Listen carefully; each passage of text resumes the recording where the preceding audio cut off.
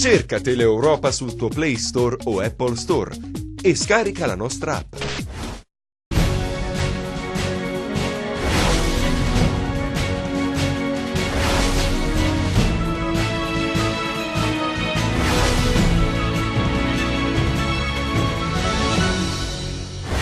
Avevano preparato un omicidio di un pluripregiudicato sventato dai carabinieri che li hanno arrestati per detenzione e spaccio di sostanze stupefacenti in esecuzione di un decreto emesso dalla Procura di Castrovillari. Riunione stamattina in prefettura sull'emergenza abitativa a Cosenza, oggetto della discussione l'occupazione degli ex hotel Jolly e Centrale. Protesta il sindaco di Cosoleto che a causa dei danni del maltempo il paese che amministra è isolato. Nessun intervento, denuncia, la gente è stata lasciata sola. Attendono da 10 mesi lo stipendio, stamattina protesta a Vibo Marina dei dipendenti dell'Istituto di Vigilanza. La Regione chiude il piano paesaggistico 6, gli ambiti di intervento è la prima volta che si elabora uno strumento di tutela e valorizzazione dei territori. Tutto pronto a Donnici per Sapori d'autunno che prenderà il via il 12 ottobre con il tradizionale appuntamento con la sagra dell'uva e del vino. Nuovo stop per il campionato di Serie B per l'impegno della nazionale. Il Crotone conferma la fiducia al tecnico Stroppa. Il Cosenza attende buone nuove dal ricorso inoltrato contro la sentenza del giudice sportivo per la vicenda Verona. In Serie C il derby di Coppa lo vince il Catanzaro ai tempi supplementari. Buonasera dalla redazione del TG10, dunque la cronaca in apertura. I carabinieri di Corigliano Rossano hanno arrestato 4 persone, gli inquirenti hanno scoperto una piazza di spaccio a Schiavonea e sventato anche un omicidio pianificato ai danni di un noto pluripregiudicato del posto. Ecco come avveniva la cessione della droga. Per eludere i controlli delle forze dell'ordine, la sostanza stupefacente veniva letteralmente lanciata da alcune abitazioni ubicate in una zona rurale di Contrada Fabrizio a Corigliano e consumata per lo più in zona. L'unica strada di accesso al complesso residenziale era presidiata da sentinelle che facilmente avvertivano del sopraggiungere di auto o elementi sospetti. Questi riscontri i carabinieri della compagnia di Corigliano Calabro ci sono giunti grazie ai servizi di osservazione e pedinamenti, alle intercettazioni e alle riprese video effettuate dalle telecamere montate nella zona. Da qui hanno dato esecuzione ad un decreto di fermo di indiziato di delitto emesso dalla Procura di Castrovillari, coordinata da Eugenio Facciolla, nei confronti di 4 soggetti, tutti di Corigliano, tra i 26 e i 51 anni, indagati per detenzione e spaccio di sostanze stupefacenti, sul cui conto sono stati acquisiti dettagliati elementi in ordine anche ad un omicidio pianificato ai danni di un noto pluripregiudicato del posto. Ai 4 infatti sono state captate conversazioni in cui emergevano in modo netto le modalità di esecuzione dell'omicidio e le varie precauzioni da adottare durante la fuga per eludere l'intervento delle forze di polizia. Le indagini sono partite dall'arresto avvenuto lo scorso maggio di un soggetto trovato in possesso di una pistola calibro 7,65 con matricola a brasa e colpo in canna. L'uomo, dopo un inseguimento fra le vie del centro abitato, è stato fermato e arrestato dai militari. È stato approfondito il contesto nel quale operava e da lì si è giunti ad acclarare come nella marina di Corigliano vi fosse il predominio di una rete di spaccio di eroina e cocaina, messa a punto dagli arrestati di oggi. Lo stupefacente veniva posizionato in luoghi facilmente raggiungibili dagli indagati, sostanzialmente sotto il loro controllo, ma non all'interno delle proprie abitazioni, quale per esempio un cortile confinante recintato che aveva all'interno un cane da guardia, in modo da eludere qualsiasi controllo eventualmente effettuato dalle forze dell'ordine. Nel corso delle indagini sono stati inoltre sequestrati circa 20 grammi di cocaina, 15 di marijuana e 4 di eroina. Riunione stamattina in prefettura sull'emergenza abitativa a Cosenza.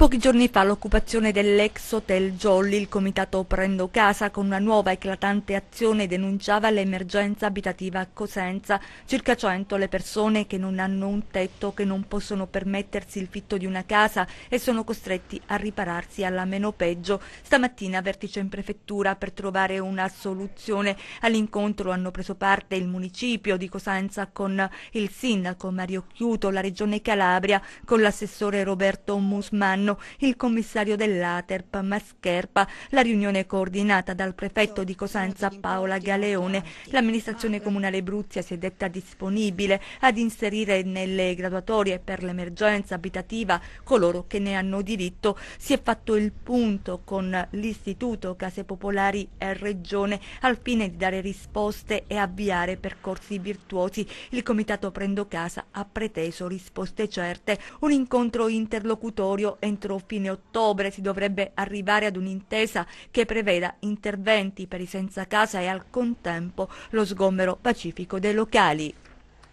Vanno avanti a San Pietro Lametino le ricerche del piccolo Nicolò che risulta disperso da giovedì scorso dopo il violento nubifragio che ha interessato la zona. Intanto venerdì prossimo si terranno i funerali della mamma, del piccolo e del fratellino di 7 anni. Si terranno venerdì 12 ottobre alle 15:30 Gizzerie i funerali di Stefania Signore e di suo figlio Christian di 7 anni, morti durante il violento nubifragio di giovedì scorso. L'ultimo saluto alla giovane mamma e al suo bambino 8 giorni dopo il ritrovamento dei loro corpi in questa zona a San Pietro Lametino. Ancora nessuna traccia invece del piccolo Nicolò, il bimbo di 2 anni che risulta disperso da quella maledetta sera. Le ricerche continuano senza sosta, ma nonostante l'impegno di decine e decine di persone affiancate anche da diversi volontari, al momento non c'è nessuna novità. Ricerche difficili anche a causa del fango che dopo la piena si è accumulato sul terreno. Forse il corpicino del piccolo Nicolò è ricoperto da quei detriti. Questa è almeno l'ipotesi dei soccorritori che in queste ore stanno utilizzando anche un georadar. Intanto la Procura della Repubblica di Lamezia Terme ha avviato un'indagine a carico di ignoti sulla tragedia. Si ipotizza il reato di omicidio colposo plurimo. Saranno effettuate tutte le verifiche necessarie di carattere tecnico, in particolare sulle condizioni della strada nella quale la famiglia transitava al momento dell'ondata di acqua e fango. Un atto dovuto, ma anche per accertare eventuali responsabilità su quanto accaduto quella sera. Protesta il sindaco di Cosoleto a causa dei danni del maltempo. Il paese che amministra è isolato.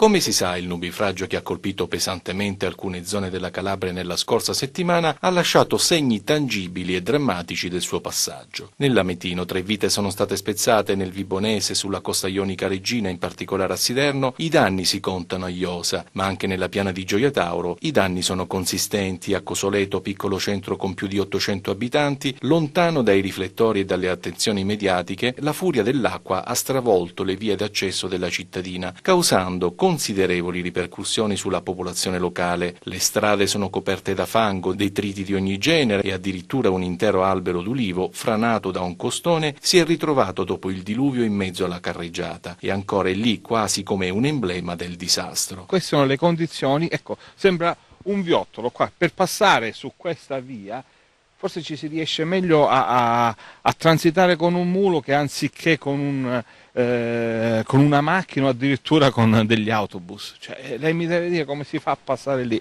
ma non è possibile lasciare una comunità in questo modo abbandonata. Ma non è solo questo il punto è tutto il territorio. E non c'è stata una telefonata o un sopralluogo né da parte della protezione civile, forse è venuta l'ex provincia, ma sinceramente con me, la città metropolitana del settore viabilità, con me non ha parlato nessuno. E queste sono le condizioni di degrado, di abbandono, con il rischio perché il nostro scuolabus insieme a Scido, visto che abbiamo le scuole in comuni, tutti i giorni devono fare 6 km andata e 6 km ritorno, sia i ragazzi di Scido che i ragazzi di Cosoleto, in queste situazioni.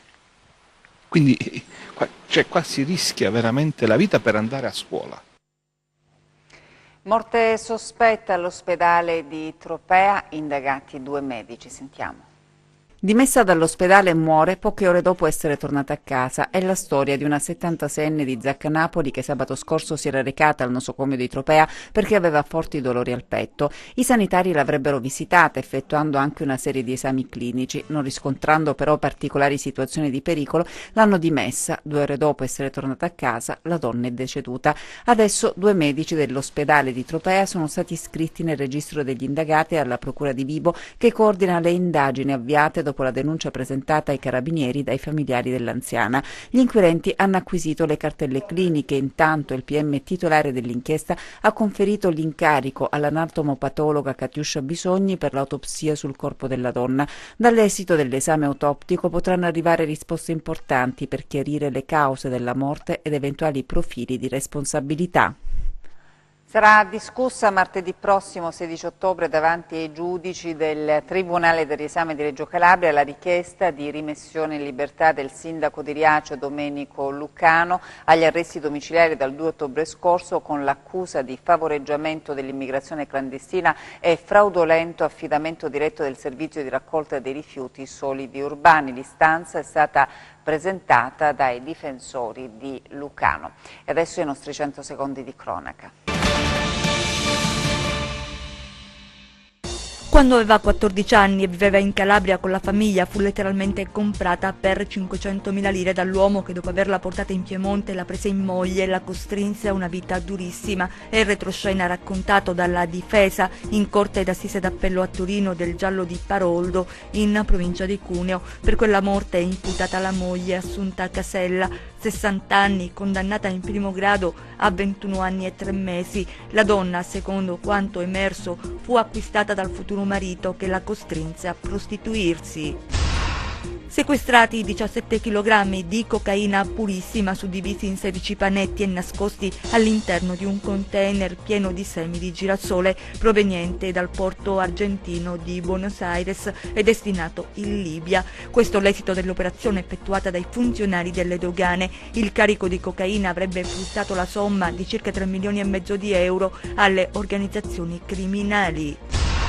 82 migranti di nazionalità irachena, tra i quali anche alcuni gruppi familiari, sono giunti all'alba sulla costa calabrese. I migranti, tutti in buone condizioni di salute, erano a bordo di una barca a vela. Sono stati ospitati a Roccella Ionica da una struttura messa a disposizione dal comune.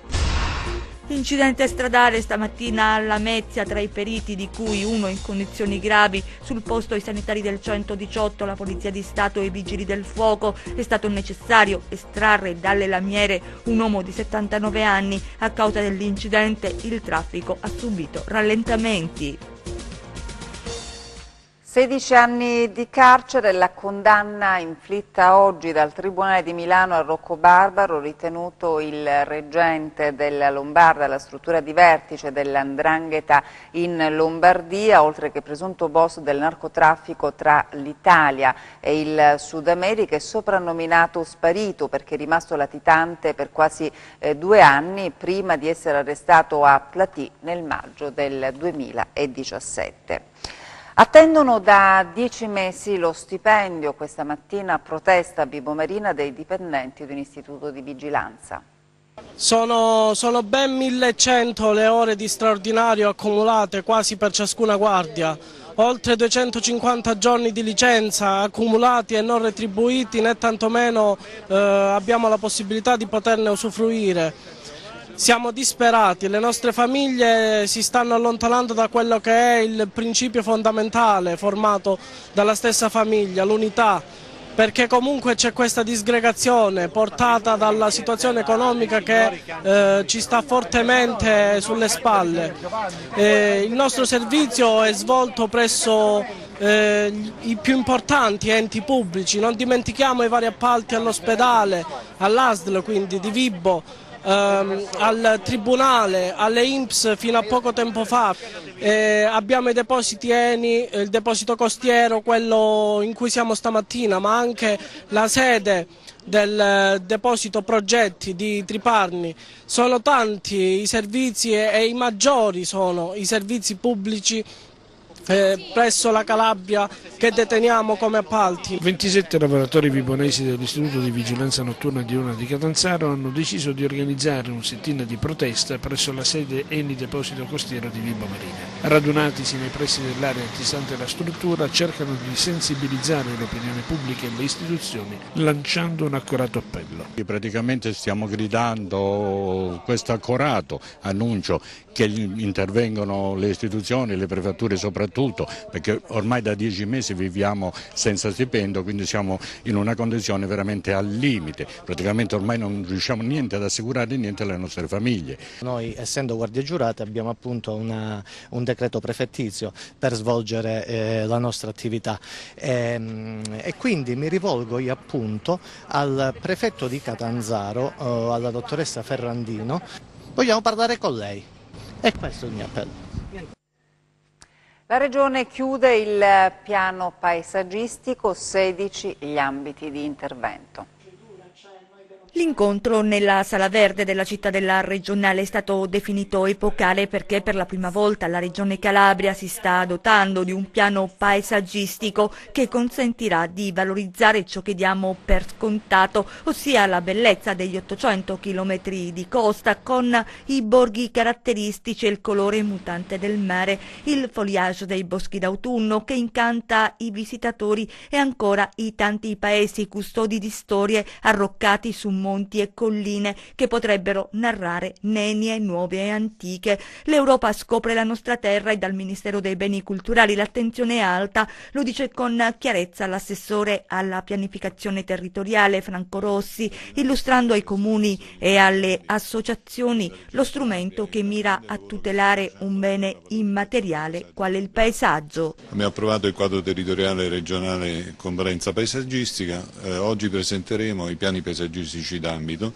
il che significa la riapposizione di vincoli su tutto il territorio, ma vincoli in termini positivi, non in termini negativi, cioè di valorizzazione del territorio. Una politica importante della Regione Calabria, quella della valorizzazione dei paesaggi, della sua bellezza, della sua qualità, un paesaggio che è rivolto all'accoglienza, alla multiculturalità, quindi un paesaggio che può essere la chiave di volta per lo sviluppo della Regione. Fase di informazione in cui i territori possono incidere con proposte e suggerimenti in maniera diretta, ma come è strutturato il piano paesaggistico? È costituito per norma da 16 piani d'ambito, ognuno che definisce un territorio omogeneo e che accomuna tutti i comuni e tutti gli enti appunto, che insistono sullo stesso, che hanno la stessa peculiarità. A Donnici il 12 ottobre il tradizionale appuntamento con la sagra dell'uva e del vino.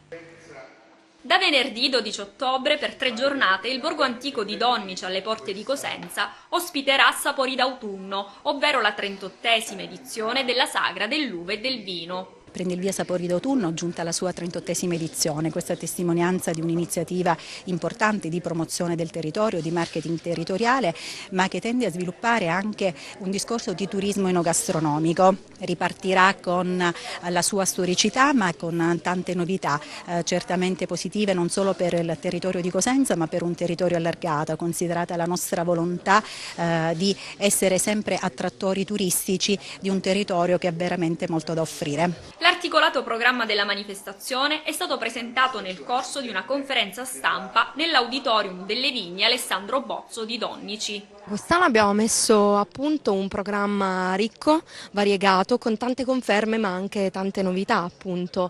E la prima riguarda proprio la scelta musicale.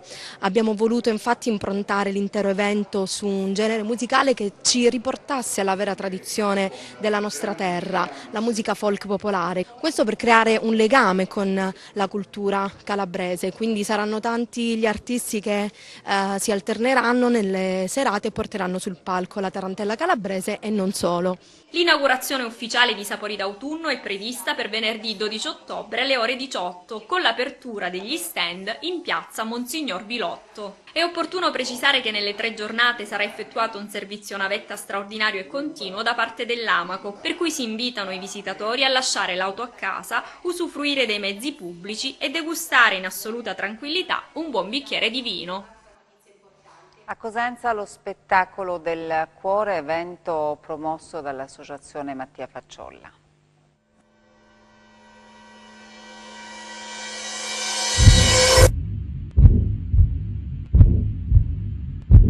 Se il corpo umano fosse uno spettacolo, il cuore ne sarebbe il protagonista, e così sarà sul palco del Rendano venerdì 12 ottobre, quando andrà in scena lo spettacolo del cuore, evento a carattere scientifico e divulgativo che propone la conoscenza del cuore in un'ottica di prevenzione delle malattie cardiovascolari. Durante lo spettacolo verrà spiegato con chiarezza e in modo semplice cos'è, come funziona e come farlo stare bene, la natura delle comuni malattie cardiovascolari e la loro prevenzione. L'associazione Mattia Facciolla ha sposato l'iniziativa portando a Cosenza la rappresentazione che in ogni teatro ha registrato il tutto esaurito. Lo spettatore riesce ad entrare nel mondo del cuore attraverso immagini, suoni ed effetti multimediali stupefacenti che lo portano a comprendere meccanismi complessi e a rendersi conto che lo stile di vita può influire positivamente o negativamente sul corretto funzionamento del nostro corpo, fondamentale per la prevenzione e una corretta alimentazione, suggerita dallo chef Franco Ruggero.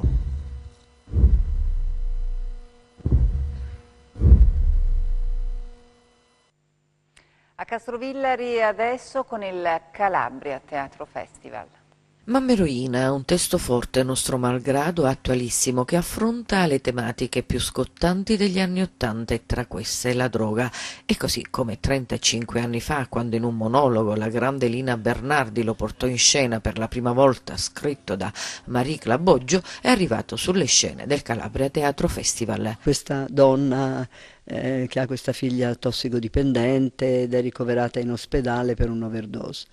Ed è una storia, la storia di tutti, cioè proprio il percorso dei tossicodipendenti. A distanza di 35 anni il regista Pierpaolo Saraceno lo ha fatto suo, facendolo diventare un'opera teatrale, inserendo la coscienza della mamma eroina, interpretata dalla bravissima Maria Paola Tedesco. Io sono la madre. Quindi il personaggio è sempre lo stesso, solo che sono la sua parte interiore, quello che non si vede in un certo senso, però ogni qualvolta lei ha delle sensazioni, delle emozioni, io ovviamente le provo e viceversa. Da monologo l'ho passato ad opera appunto integrale, a due personaggi con dei dialoghi all'interno, due figure diverse, due generazioni completamente diverse messe assieme, tanto da formare un'unica persona. Due generazioni a confronto, la mamma di origine contadina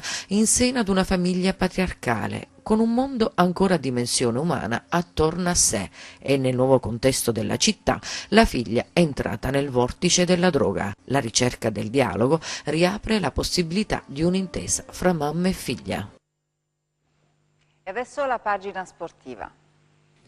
Fiducia a mister Giovanni Stroppa, la società del Crotone si stringe attorno al tecnico e alla squadra e fa quadrato sull'attuale situazione deludente di risultati che ha costretto i pitagorici ad una classifica deficitaria. Scelte da rivedere e maggiore concentrazione e lavoro in questa sosta che cade a pennello per recuperare energie fisiche e mentali in vista dei due prossimi impegni allo Scida, dove arriveranno di seguito prima il Padova e poi la Salernitana. Il Cosenza invece attende con fiducia l'esito dell'appello inoltrato contro la sentenza del giudice sportivo che ha assegnato lo 0-3 a tavolino in favore del Verona in occasione della gara non disputata il 2 settembre al San Vito Marulla. E mentre si attendono notizie confortanti, si lavora in vista della gara con il Foggia sabato prossimo alle 15. Cappelle out fino a fine mese. Braia contro i pugliesi potrebbe ripensare al modulo 4-3-1-2 che ha dato ampie garanzie nella sfida con il Carpi, aumentando il potenziale offensivo dei lupi. In Serie C invece, dopo lo spettacolare derby di Coppa Italia fra Catanzaro e Rende, terminato con il passaggio del turno per i giallorossi dopo i tempi supplementari, il tecnico si dice soddisfatto per le tante occasioni create. 4 infatti i legni colpiti dalle aquile, apparse grintose e determinate. L'importante è creare, quando poi si prendono 4 pali, poi francamente ho perso anche il numero e il conto, e poi quando il portiere avversario fa 3-4 parate importanti e concedi soltanto qualche situazione perché in un momento in cui Figliomeni non era in condizioni fisiche perfette, perché Nicolopoulos è lì un giocatore adattato, ma la partita abbiamo giocata sempre bene, anche attraverso i cambi, attraverso fatica, si fa fatica sempre. Certo che se prendi 4 pali non avremmo detto così, ma non è che uno la butta addosso sul palo apposta, perché Il palo non è un tiro sbagliato, siamo stati sfortunati. Rende però recrimina per l'espulsione che a detta dei biancorossi ha inciso e non poco sul risultato. Modesto non si concede alle domande dei giornalisti e in sala stampa arriva l'Aribi, autore della rete che ha permesso a Rende di allungare oltre i minuti regolamentari. Partita aperta, vicino, abbiamo creato occasioni noi, occasioni loro. Purtroppo poi l'espulsione ha un po' inciso, ma penso che abbiamo fatto la partita che ci aveva chiesto il mister, comunque senza paura, senza timore di giocarci le nostre chance. E in chiusura le previsioni del tempo.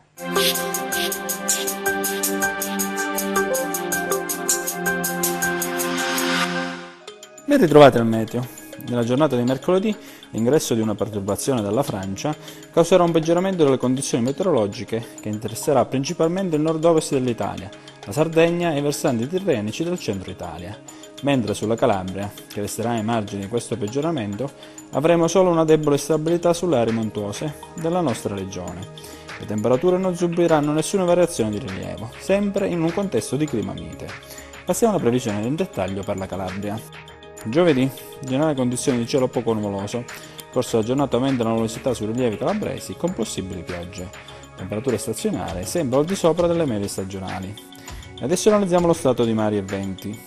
Giovedì, poco mosso in Mar Tirreno con venti in regime di brezza, poco mosso in Mar Ionio con venti deboli di direzione orientale. Ed infine, prima di salutarci, vi ricordo che oltre al nostro sito web www.metincalabria.it potrete seguirci sulla nostra pagina Facebook Meti in Calabria. Grazie come sempre per essere rimasti con noi, buon proseguimento di serata.